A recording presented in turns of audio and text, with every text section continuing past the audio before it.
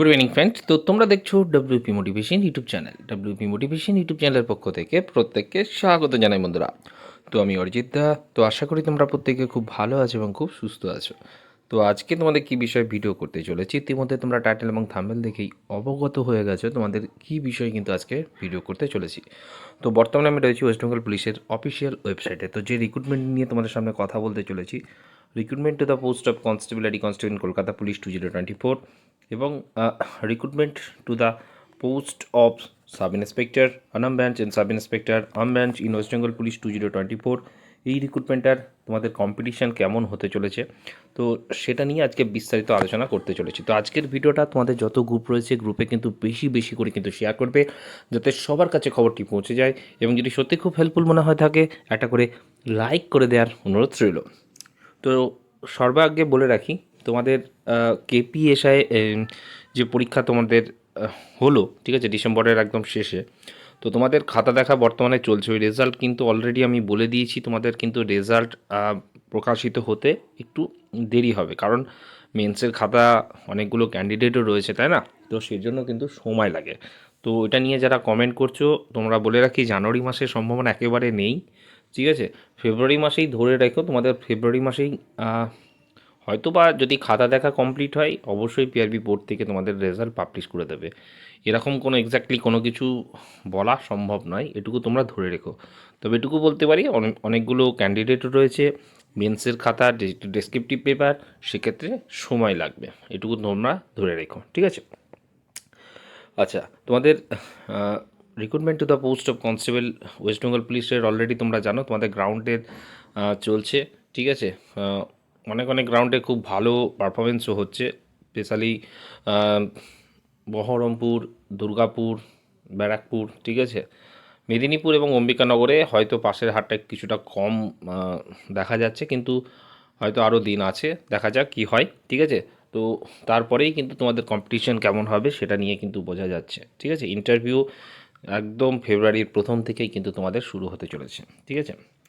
Recruitment to the post of constable, তো বললাম, of lady constable in Kolkata police 2024, এটারও result তোমাদের দোরগড়ায়, ঠিক আছে। অলরেডি তোমাদের এটা নিয়ে বলা হয়েছে, তোমাদের সেম সেম যে গ্রাউন্ডে ডাব্লিউপি হচ্ছে, যে ট্র্যাকে হচ্ছে, সেই ট্র্যাকেই কিন্তু তোমাদের গ্রাউন্ড হবে, ঠিক আছে।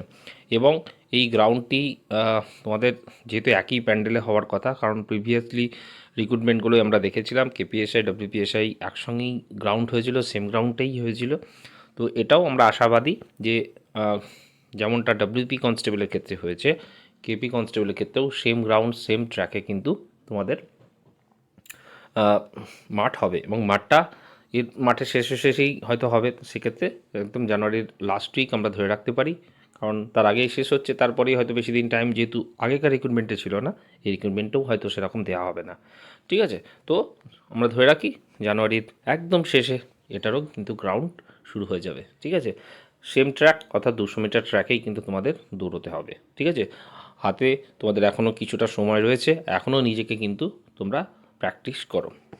কেপির রেজাল্ট পাবলিশ হওয়ার পর, গ্রাউন্ড হওয়ার পর কিন্তু তোমাদের মেন্সটাও হয়তো বা, ঠিক আছে, ইলেকশনের আগে করিয়ে নিতে পারে, ঠিক আছে।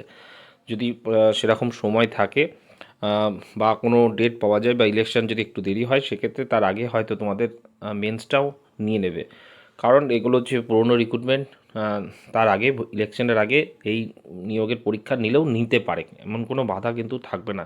নতুন রিক্রুটমেন্ট হয়তো প্রবলেম হয়, কিন্তু পুরনো হলেও, ঠিক আছে, তার আগে এক্সাম ঠিক করিয়ে নিতে পারে, ঠিক আছে, যদি সময় থাকে বা কোনো সুযোগ থেকে থাকে, তো ঠিক আছে, সেটুকু তোমরা ধরে রাখতে পারো। হয়তো ফেব্রুয়ারির পর, হয়তো ফেব্রুয়ারিতে যেহেতু উচ্চ মাধ্যমিক মাধ্যমিক পরীক্ষা, তারপরেই হয়তো মার্চে, তোমরা ধরে রাখো মার্চের মধ্যেই হয়তো ঠিক মিডিলের আশেপাশে হয়তো এক্সামটা নিয়ে নিতেও পারে পিআরবি যদি মনে করে, ঠিক আছে। ডাব্লিউপি কনস্টেবলের ডাব্লিউপি এসআই যে রিক্রুটমেন্ট নিয়ে তোমাদের সব থেকে বেশি প্রশ্ন, তোমাদের এক্সাম নিয়ে অলরেডি আমি আপডেট দিয়ে দিয়েছি। তোমাদের এক্সাম আগে তোমাদের কম্পিটিশান কেমন হতে চলেছে দেখো। তোমাদের যখন পিএমটি এবং পিটি পাস করে, তখন আমি একটা তোমাদের ডেটা শিট দেখিয়েছিলাম, যেখানে তোমাদের বলা হয়েছিল যে মানে কতটা এক্স্যাক্টলি, মানে কী হারে এবছর কিন্তু পাস করানো হয়েছে, তোমাদের পাসের হারটা মানে এবছর বেশি করানো হয়েছে, ঠিক আছে।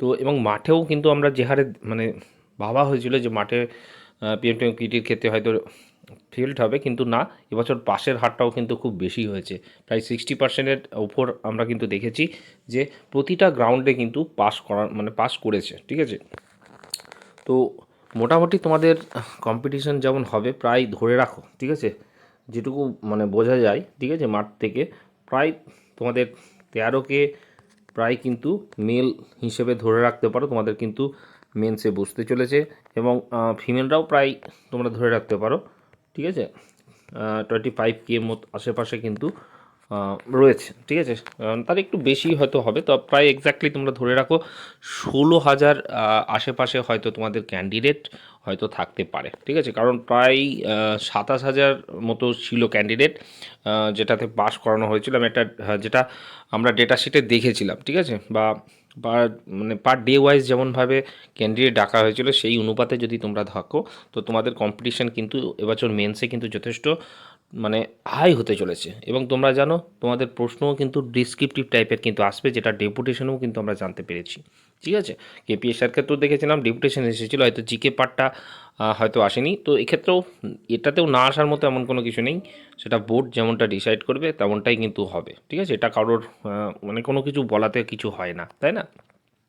আচ্ছা, তো তোমাদের কম্পিটিশান বুঝতেই পারলে যে যথেষ্ট কঠিন হতে চলেছে। তোমাদের মেন্স এক্সাম ভোটের আগেই হবে, এবং সেটা আহ, এর পরের মাস অর্থাৎ ফেব্রুয়ারি মাসেই একদম হয়তো তোমাদের মানে হয়তো মেন্সের ডেটটা তোমরা মানে বুঝতে পারছো যে ফেব্রুয়ারির শেষের দিকে হয়তো হওয়ার একটা প্রবল প্রবল সম্ভাবনা কিন্তু দেখা যাচ্ছে। ঠিক আছে, আহ, কারণ হচ্ছে তোমাদের দেখতে পাচ্ছ যে এতগুলো কম্পিটিশন হবে, তো ভোটের আগে যদি তারা পরীক্ষাটা অবশ্যই নিয়ে নেবে, কারণ ভোটের সময় অনেকটা টাইম, তোমরা জানো যে অনেকটা সময় অতিবাহিত হয়ে যায়। প্রথমে একটা প্রসেস চলে, তারপরে ইলেকশন হয়, তারপরে রেজাল্ট বের হয়, বোর্ড গঠন হয়, একটা অনেকটা দিন অতিবাহিত হয়ে যায়। তো সেই ফাঁকে যদি মনে হয় তারা খাতাটাও দেখে নিতে পারে, তাই না? তো হয়তো অনেকটা সময় তাদের বাঁচানো যাবে। তো সেই হিসেবে যদি আমরা ধরি ভোটের আগে হয়তো এক্সামটা তোমাদের হয়তো হয়ে যেতে পারে, ফেব্রুয়ারির শেষেই হয়তো সেটার সম্ভাবনা, কারণ তার আগে হয়তো মাধ্যমিক পরীক্ষা রয়েছে, তো সব স্কুলে তো আর মানে অনেক স্কুলেই সেন্টার পড়ে তোমরা জানো। আর এই এসআইয়ের সেন্টার তো আর একটা স্কুলে পড়বে না, কলকাতার মধ্যেই পড়বে তা না, নর্থ বেঙ্গলেও পড়বে, শিলিগুড়ি হোক, রায়গঞ্জ হোক। ঠিক আছে, তারপরে আমরা প্রিভিয়াসলিও দেখেছি এই সমস্ত শহরগুলোই হয়েছিল, তাই না? হাওড়া মেন সিটিতেও হয়েছিল, কলকাতার অনেক স্কুলে হয়েছে, মেদিনীপুরে হয়েছে, বাঁকুড়ায় হয়েছিল। তো এরকম অনেক জায়গায় কিন্তু সেন্টার পড়ে। ঠিক আছে, এদিকে দুর্গাপুরে পড়েছিল। তো এই সমস্ত মেন মেন অনেক সিটিতে কিন্তু এক্সামিনেশনের সেন্টারগুলো পড়ে। ঠিক আছে, তো স্কুল বাঁচতে হয়, সেক্ষেত্রে ধরে রাখতে পারো ফেব্রুয়ারির একদম শেষেই হয়তো এই এক্সামটা হতে পারে। ঠিক আছে, ভোটের আগে হচ্ছে এটুকুই তোমরা ধরে রেখেই নিজেদের, যারা এখনও প্রিপারেশান শেষ করতে পারোনি তাদেরকে বলবো একটু সময় তোমরা পেয়ে যাচ্ছ, এই সময়ের মধ্যে সিলেবাসটা শেষ করে নাও। ঠিক আছে, নতুন ভ্যাকান্সি অবশ্যই আসবে, যারা টেনশন করছো বারবার বলছি কমেন্ট করার দরকার নেই, ঠিক তোমরা নোটিফিকেশান পেয়ে যাবে ওয়েবসাইটে। ঠিক আছে, নতুন ভ্যাকান্সি একগুচ্ছ আসবে। ঠিক আছে, এর জন্য একটু ওয়েট করতে হবে। ঠিক আছে, এই যে সমস্ত প্রসেস যেগুলো হচ্ছে, এদের গ্রাউন্ড ইন্টারভিউ এগুলো একটু হোক, একটু জয়েনের প্রসেস এগোক, দেখবে তোমরা ব্যাক টু ব্যাক ভ্যাকান্সি পাবে। ঠিক আছে, ফর্ম ফিল আপ করারই হয়তো সময় পাবে না, এমনভাবে ভ্যাকান্সি তোমাদের আসবে। ঠিক আছে, চলো বাই, টাটা, গুড নাইট।